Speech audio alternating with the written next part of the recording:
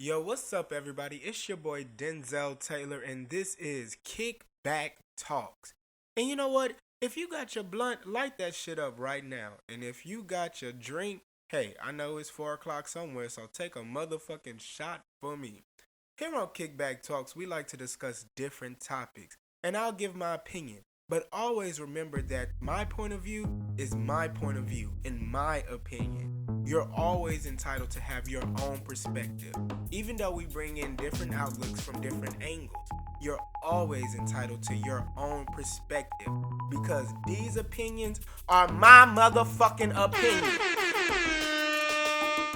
Let's chat. Yo, let's talk about the word visceral. I pulled the word visceral out of the bowl of randomness today. And that's an interesting word because it's it means what you feel but actually feel, like the way you move. Let's actually look up the definition for it. Visceral is an adjective relating to viscera, relating to deep inward feelings rather than to intellect. Message. So reading that definition made me pull up this quote by The Rock, Dwayne Johnson. And he says, "My genetic makeup is one of physicality. I'm a visceral guy." Interesting.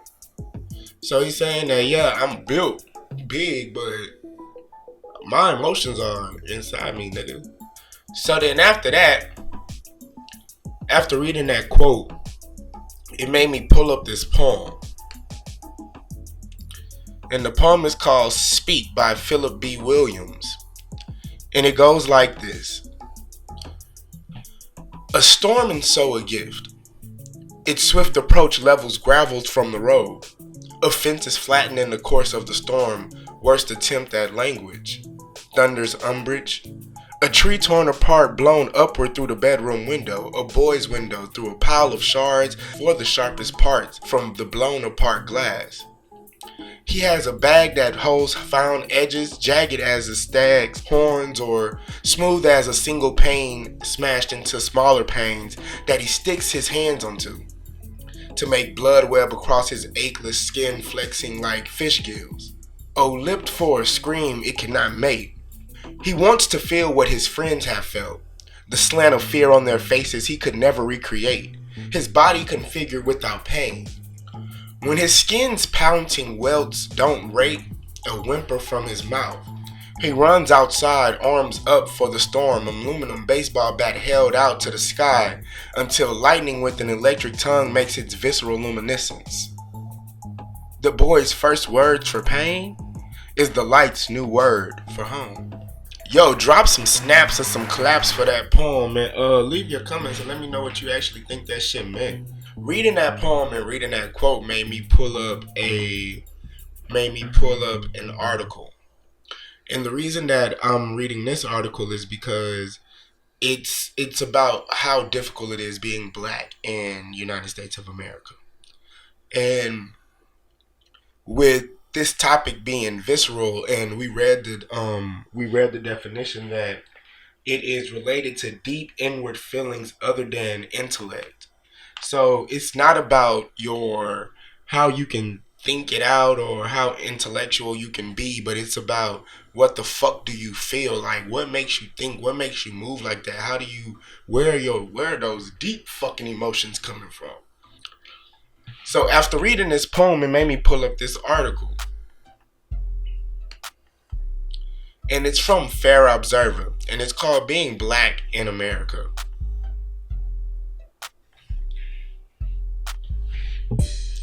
In this edition of the interview, Fair Observer talks about Akil Houston, an associate professor of African American Studies at Ohio University. Anti-black racism in the United States continues to be a problem over half a century since the abolition of Jim Crow laws. Message. These laws enforce segregation between black and white Americans in public places, Although the Civil Rights Act of 1964 outlawed discrimination in employment and banned race-based segregation, as well as sporadic efforts by successive U.S. government to tackle racial inequalities, racism still looms large into the 21st century America. Even if it's not a national trend, minorities in the U.S. continue to receive discriminatory treatment from law enforcement officials and face major obstacles in securing housing, healthcare, and quality education, as well as experiencing irregularities in the justice system. To make matters worse, things have escalated under President Donald Trump. Message! Some scholars talk about the existence of structural racism in the U.S., and there are some statistics that corroborate this. In 2018, a poll by NBC News SurveyMonkey found that majority of Americans believe racism is a major issue in the United States. According to the poll, 64% said racism remains a major problem in society.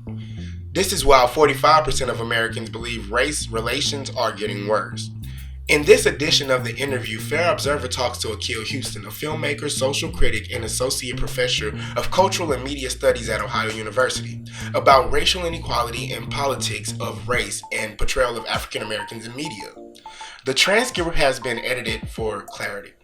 The election of Barack Obama as President of the United States in November 2008 was a turning point for the nation and for African Americans. How do you evaluate his performance in terms of challenging and bridging the divide between Black Americans and the rest of society? And his response was, I don't wholeheartedly agree with the premise of this question. Symbolically, sure, the election of Barack Obama did not change the material conditions for Black America. Yes, his election was inspirational for U.S. citizens who longed for evidence to support their belief in mediocrity, or for those who misguidingly felt his win signaled the dawn of a post-racial country. The Obama presidency was not remarkably different than any other concerning key issue impacting African Americans, I would argue. He then was asked, as a university professor, do you think Black students feel unrestricted and also unenthusiastic about engaging and interacting with students of other races, especially white students? Or do racial gaps keep them apart and make their collaboration challenging? And his response was, given the racial climate in the United States, one would be hard pressed to find Black students who didn't feel some level of anxiety about interacting with other student populations. However, Black students, like other students' populations, are generally open to collaboration if the university is sincere in its commitment to foster an inclusive, welcoming learning environment. Also, it is important again to note that Black students are a diverse group. If there is a real interest in solution, the first step is to stop thinking about Black students as a monolith. These students have different worldviews, politics, goals, and various identities that distinguish them from other generations of Black students and each other. Alright, y'all. So, let's take a smoke break. This first song that I'm about to play is a song called Like Me, and it's by L.A.G, and she's a Houston artist. Shout out to her. And let's get into it. And again, this is Like Me by L.A.G. Joe, you're a genius. Straight off. These hoes feel bad. 5 inches of sexy, but a brown complexion, and that ass just right. Let them have it, know you gon' let me. Classy but who respected, tatted but she still sexy. You been bothered since I checked, and if it's beat, make sure you check it. What's the problem? Come and check it. Fuck them hoes, I'm on my best shit. I ain't taking shit back, so if I said it, then I said it. If you say you heard them talking, what you said when they said it. That's why I don't fuck with bitches, and that's where we don't compare. My response is always different, cause that's where you make your bed at. If they said that you said it, then that's where you lay your head at. I ain't asking no more questions. If I said it, then I meant it. And they swear I'm acting different. Y'all was never fucking with me. Is it my waist or my new titties? Now these bitches wanna fuck with me, but the price done went up and they can't fuck with me. And the mother hoes mad cause he fucking with me. Talk shit, you down bad, he gon' keep fucking with me. And he never met a real bitch like me. Been riding with him since the way he kept the white tees. Now them hoes niggas ain't nothing like me. Got them them hoes mad cause they can never beat me. And he ain't never met a real bitch like me. Been riding with him since the way he kept in white tees. Now them hoes mad cause they ain't nothing like me. Got them hoes mad, they'll never be nigga, man, so I brought him. Hand me the pistol, I got him. It was 12, hit the corner, hop in the car while I drive it. Don't worry, baby, I got us. I know I'm healing, I'm wildin'. But when it's time, I'm down to ride. That's my red, baby, I got us. I will never leave your side, you got my red, baby, I promise. Told you I was ride or die to the end, and that's a promise. Cross my heart and hope to die to the end, I promise. I never tell a lie, I swear to God, I promise. And he ain't never met a real bitch like me. Been riding with him since the way he kept it white tees. Now them hoes mad cause they ain't nothing like me. Got them hoes mad cause they can never beat me. And he ain't never met a real bitch like me. Been riding with him since the way he kept it white tees. Now them hoes mad cause they ain't nothing like me. Got them hoes mad, they'll never beat me.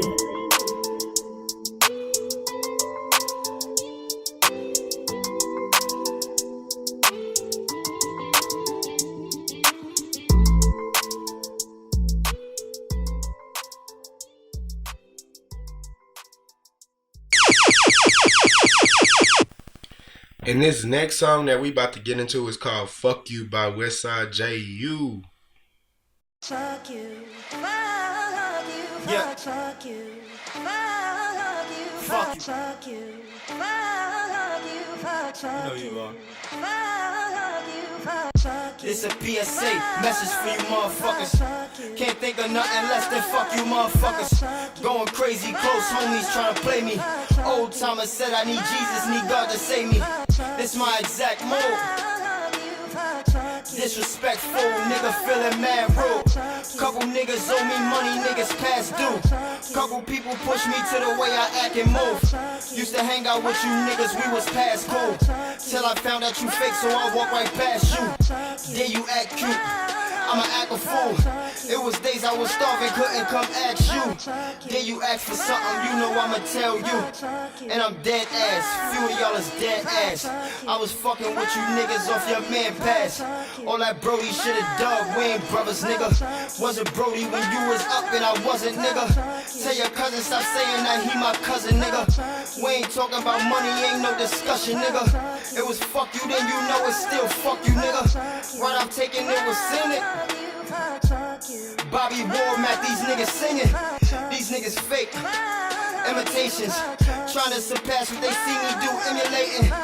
Tell the truth if that's gonna help you niggas make it. Fucking fake it till you make it. And I mean every word, I said it blatant. Funny you receive the hating when you trying to make it. Patient. Know my time coming. On the deuce with some OGs who did some time for it. Frontin' like you holding weight, you get lined for it. All I'm here to save the day, cause it's time for it. Roll for 40 if shit I even got shot for 'em. Till they started spreading rumors I was snitching. With the paperwork, never a witness. Funny niggas, niggas different. Fuck with Skrilla to the end and that's my nigga. Till that precinct up indictment, fuck you bitches. Tried to lock me for a body, mistaken identity. Had my moms panicking, tried to finish me. Rest in peace, Corner Brimage, this shit felt funny saying it. Never thought my nigga books would really switch on me. Change up for the love of the change, huh? To them niggas out in YO that changed blood. And I mean that. Learn to monitor where a nigga be seen at. Money never gon' change a nigga, I mean that. And I swear to God, when I get that first million, 90% of it go to mama love. Lot of niggas who turned their back tryna speak today. Bitches fronted on a nigga tryna be my bae. Laugh out loud, you bitches serious. Trap had my state of mind on delirious. Fuck you niggas playing both sides like League of L.A.G. Wonder where I'll be today if I ain't beat the case. Wonder would Clyde be alive if I ain't fall asleep. Wonder would Bills be alive if he jumped in the V. Damn. Fuck NYPD. Shit get ugly on the west side of them Harlem streets. Shit a jungle for real, you gotta be a beast. If you out here misguiding children, I give it game. You should be ashamed. It's the same, just new level, bigger stage. Stay down, the pendulum eventually swings. Remain a king, never change a thing. To everybody who thought I wouldn't be here today, fuck you. Fuck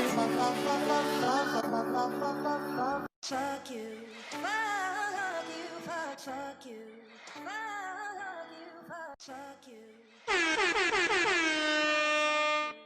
yo, that was Fuck You by Westside J.U. Yo. And the first song before that was Like What by L.A.G. Y'all leave your comments and let us know what you think of the music. So, today we talking about visceral. And the definition of the word visceral was related to deep inward feelings other than intellect. So I'm guessing it's things like fear and things like that, spirit of discernment. You know what I mean? Like, I don't know if you guys have ever been like, oh, I got that spirit of discernment, you know? But my dad was a pastor growing up, so he would always say shit like, well, I feel it, and you know that spirit of discernment is real. And one of my friends, when I was in the 6th grade, that was the first time that I really ever heard that phrase, or that word, discernment. And she was like, yeah, I got a strong spirit of discernment. And I looked at her and I said, bitch, what? And she said, yeah, I got a strong spirit of discernment. I know when people lying to me. And I said, I was looking at her because, mind you, we was in the 6th grade. And so she was like, I was just looking at her because I was baffled. I was dumbfounded at first. That big word, it had so many motherfucking syllables in it. But the fact that you could say it in the 6th grade, I was like, oh shit, we fire. But yeah. And then realizing that the word fear represents false energy appearing real.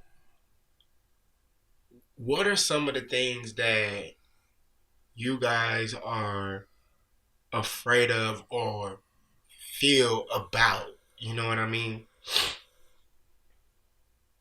When I used to compete or whatever, I used to get so much motherfucking anxiety, and my mom would always come to every performance. My parents would always come to every performance. I think it was just one performance that my parents didn't come to, and it was because my sister was giving birth to my first niece, the first niece that I ever had. My sister was giving birth to her, and that was the only show that my mom has never came to with growing up, because then I moved to New York and my mom ain't about to be flying back and forth to come, you know what I mean? But growing up, like when I was staying in their house, my mom and dad would come to every performance, and it was literally just one that they didn't come to. And not being salty about it, because literally my sister was giving birth to my niece. I was on stage, and my sister was giving birth to my first niece. And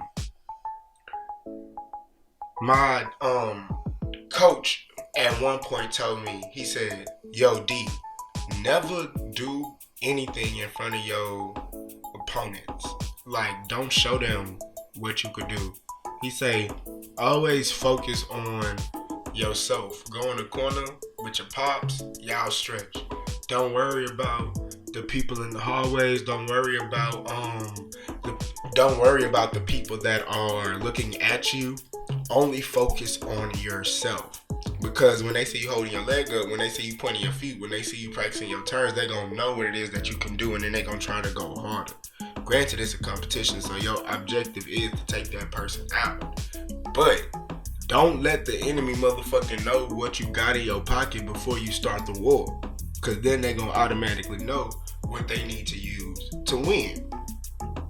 And when he told me that, inside of me, something clicked. And I started to understand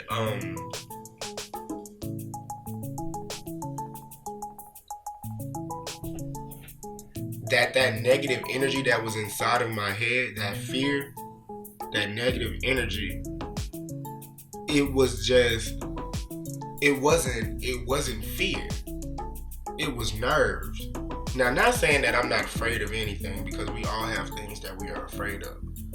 But at that moment, me being a young man, I understood that if I took a moment and I observed the situation and I go in with a clear head, that reality of, oh shit, I'm about to fail, that anxiety that you get before you start something, you know, it can go away. I was talking to one of my friends the other day, and he was like, man, when I used to get mad, I would just black out. And he was like, then I took this class, and in the class I learned that I count to 6 and I think about this. And then I count backwards from that and I think about this. And then I count forward and I think about this. And when he said that, I was like, interesting. Because he found a way to put his emotions, and not in a bad way, because I don't want you guys to think that I'm saying, oh, suppress your feelings, because that's definitely not what I'm saying. But what I'm saying is, when you get overwhelmed with those visceral emotions and those visceral feelings, breathe and think about it, because it's always going to be about you. Shit, that's how I feel. Your self-worth, your self-health, your mental health is always going to be more important than the shit that's going on around you. And I feel that deep in my soul. I was telling my students a couple of days ago, like, how can you commit to doing something if you don't believe in yourself? If you don't believe in yourself, then how would the people that's watching you believe in what it is that you're doing? Do you get where I'm coming from? Because if you don't trust yourself, why would I trust what it is that I'm paying to see? So anything that you do has to come from your soul, and you have to believe it. And I believe when I said that to them, something clicked, because they went from being like the Bad News Bears to like Bring It. And it was just like a different like mental shift. But while you're using that process of teaching and doing this, that, and the other, you also get the opportunity to learn. I had to ask myself, do you push your kids too hard? And I looked at one of my girls and I was like, yo, do I push you too hard? And she looked at me and she said, it's not you that I'm mad at, it's myself. And I felt like I was talking to my damn self. Because when I used to, growing up, when I used to do shit and I would like fuck up, I wouldn't get mad at my teachers. I wouldn't get mad at anybody else. I would be disappointed in myself. And that feeling of like self-doubt, that feeling of like, oh, I'm not good enough. Oh, I'm not this, I'm not that. Outside of my intellectual, you know, because bitch, I'm smart. But outside of that, that feeling of negativity, it had to be moved.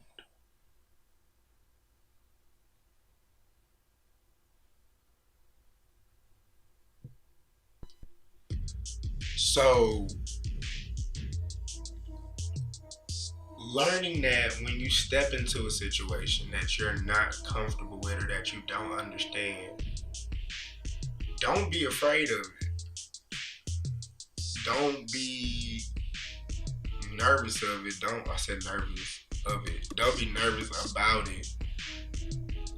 And personally, I challenge you, for whatever energy that you feel like is going on around you,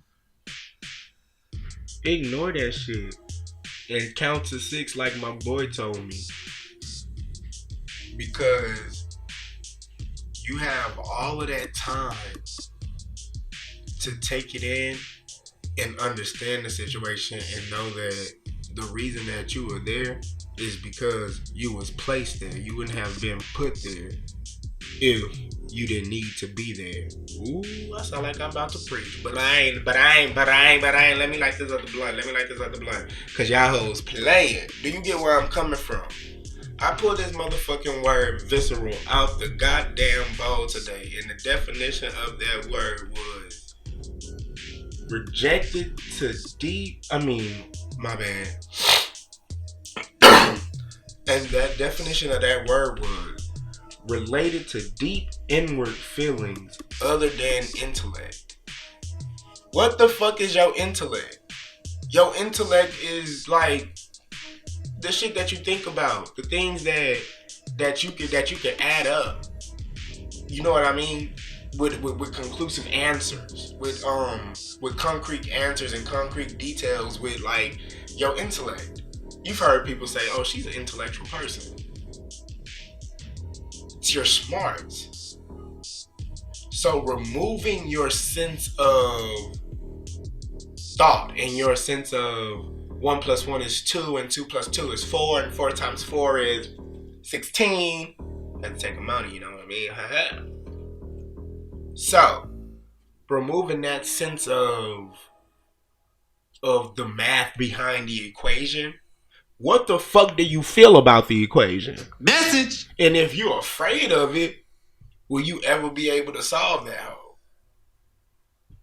I dare you to start your day off by doing the thing that scares you the most. And I'm not saying go motherfucking do some crazy shit. But I mean, I challenge you to do something that you normally wouldn't do. Now, don't make an ass of yourself. Keep your decorum, and you better have some couth behind what the fuck it is that you're doing. Don't be running around talking about something. Denzel told me to do that. No, he did not. He said he challenges you to think outside of the box. Because if we stay put in that small box that the world has gapped us in, bitch, we ain't never gonna be able to stretch our legs, stretch our arms, and grow. Message! Yo, I love you, Kickback Talks. This has been a talk about the word visceral. And let me know, and remember that these are all my motherfucking opinions. Leave your comments. I love you guys, and I am out.